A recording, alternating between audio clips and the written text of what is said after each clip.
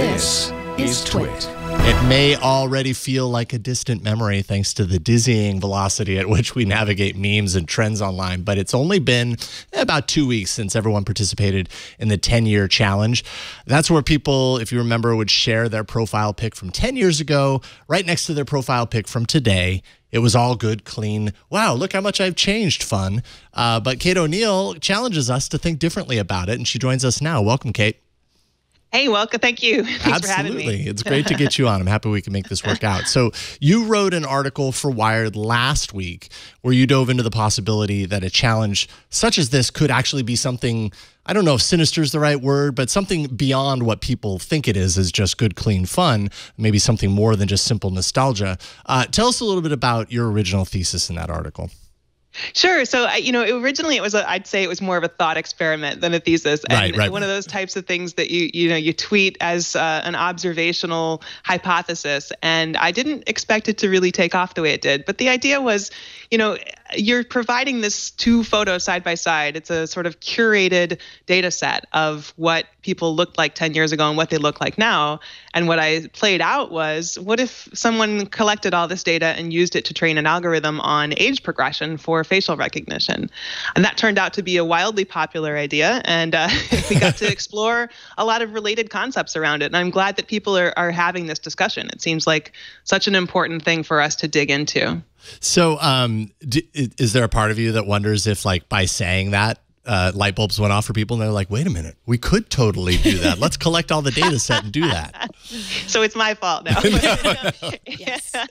No, I do think that it lit some bulbs for people on a variety of fronts. I think from a user standpoint, people were thinking, I hadn't made the connection that the data that I share in social media could be harvested in this way. And I feel like we go through these sort of stages, like Cambridge Analytica, I feel like was a moment of awakening for us, where people got to recognize that their participation in games and memes could lend itself to, uses that it wasn't intended for. Yeah. And we got to see, I think, with this, at least this exploratory discussion, how that could be true in ways that weren't quite as sinister as Cambridge Analytica, or didn't necessarily manifest themselves that way. So it's sort of more of a nuanced discussion that I'm really relieved to hear people engaging in.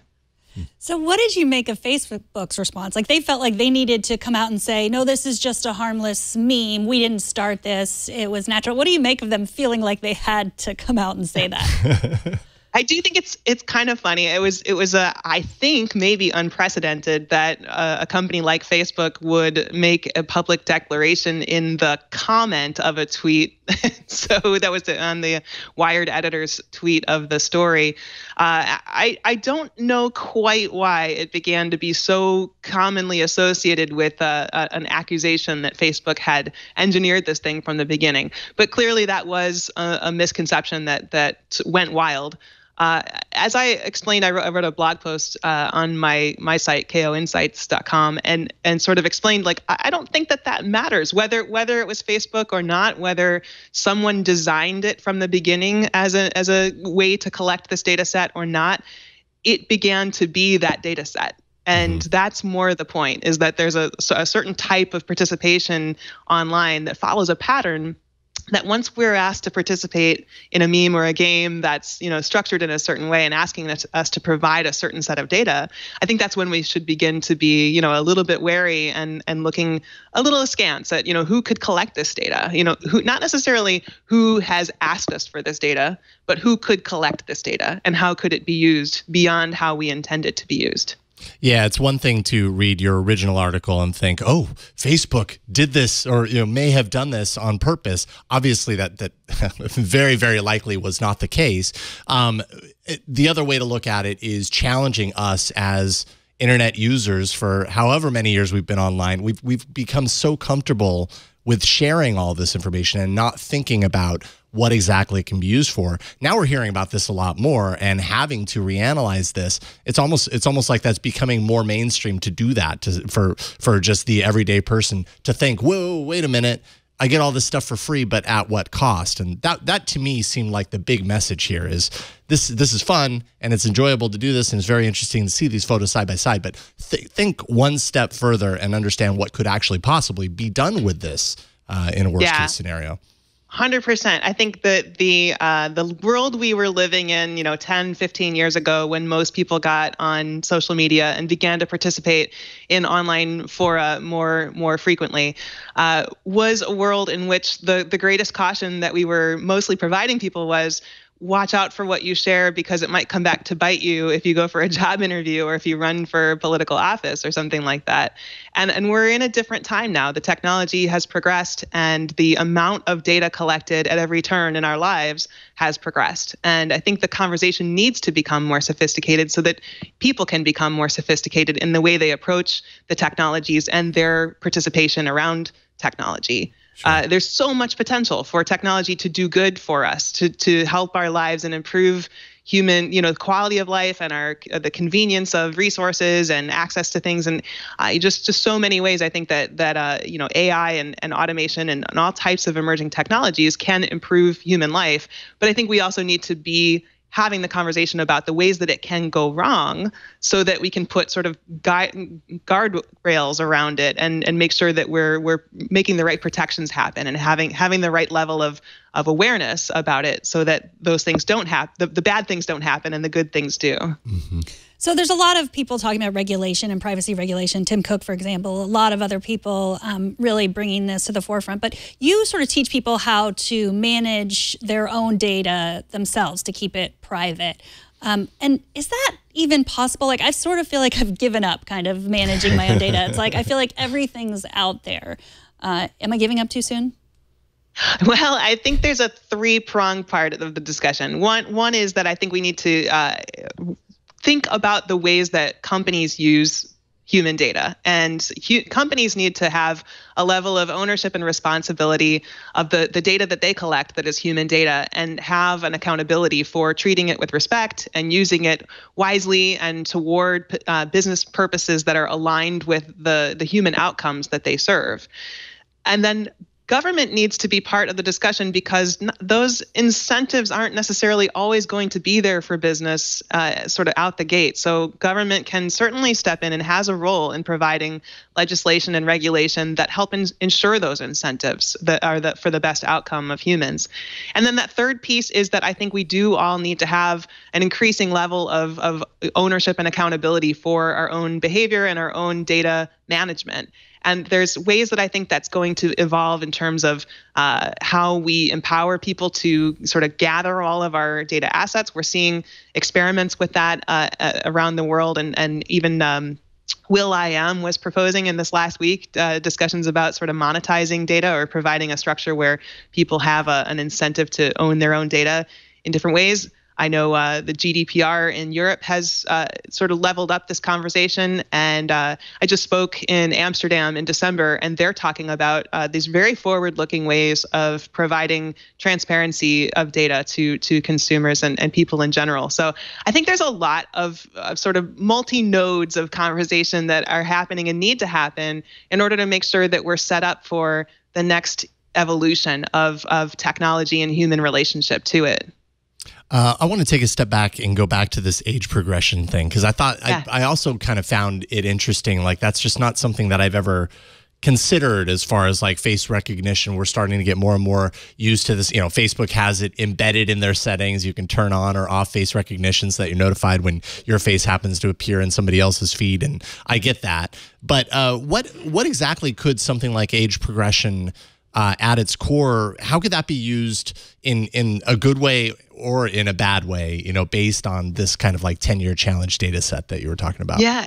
I think there's a couple of different possibilities. And one, I floated in the Wired article a few different types of ways that data could be used. One that's positive is that you could imagine how age progression in facial recognition could contribute to the ability to track down missing kids, missing people in general. But if the last known photo of someone who's gone missing is from years before, it would be very helpful to be able to age progress that photo to what the person likely looks like now, so that facial recognition applied to monitoring cameras around the city or around different parts of the world could potentially detect that person. So that's a wonderful possible outcome. The on the less delightful side is the possibility that if you are using it, if some entity is using it to evaluate your age progression relative to the cohort of your peers, then that could affect insurance, for example. And it could mean that you are either paying more for insurance if you look like you've aged worse or harder than your peers, or you might be denied for insurance. And I think those types of things may sound dystopian and sort of sci-fi or paranoid, but I don't think that we're very far from those things starting to creep into reality. So it pays to be mindful of this stuff. Facial recognition, I think, is a powerful force we're going to see applied in many, many ways. And again, the kind of thing that could provide amazing utility to human life, and also could be something that gets used in ways that aren't sort of aligned with human outcomes. So we need to be aware of it. We need to be having that conversation and putting the right safeguards in place. Sure. It amazes me every time I go to Google Photos and it's able to pick out pictures of my dad from like 1960 and now, weird? That's so crazy. Or like my, Kind of seems like they've already got it figured out. Yeah, exactly. Yeah. Like my 3-year-old daughter, and then it'll match it to her, and she's 15 now, and it's perfect. And they even do the thing where it's like, is this the same person? And I feed it all that data, just giving it all to Google Photos. That's because I like being able to pull every picture of a family member out and look at them. So maybe the trade-off isn't necessarily worth it, but I want to talk about your book, Tech Humanist. It just came out. First, tell us, what is a tech humanist? Well, so I think the idea of tech humanism is that there's an awful lot of ways that that business uses technology to further its objectives, and that the emerging technology that we see in the world around us is largely driven by business imperatives. So the opportunity, I think, is for business to become more effective and more profitable with technology while also serving human outcomes. So looking for ways that the business objectives align with human objectives so that as business succeeds, it brings humanity along with it. And I think this additional capacity that we're going to gain through automation, through robots, through artificial intelligence, and everything that we're going to see over the coming years has the potential to really solve human problems at scale. So if we can apply it in the right way, and we can really make sure that the business outcomes are aligned with solving human challenges like hunger and famine or poverty around the world, and certainly climate change is one of the big areas we're going to need to address in the coming years. Now, really, so all the ways that machine learning algorithms and artificial intelligence can help address those things in ways that address business objectives too. Those are going to be increasingly important to find and make sure that we have the right models in place to make the most of that momentum. So this is the idea with Tech Humanist, is to give business leaders especially the tools they need to develop data models and technology deployment that amplifies and accelerates the sort of human-aligned purpose in their organizations, so that the business is successful and so that humans are enjoying the benefits of that. That's awesome. Kate O'Neill, author of Tech Humanist, and some wonderful articles on both Wired and your own site. Where can people follow all your work online? KOinsights.com is my website, and I'm prolific on Twitter at Kate O. So I hope to see you there. Awesome. Kate, it's been awesome talking with you. Thank you so much for joining us today. Thank you, Jason. Thank you. We'll talk to you soon.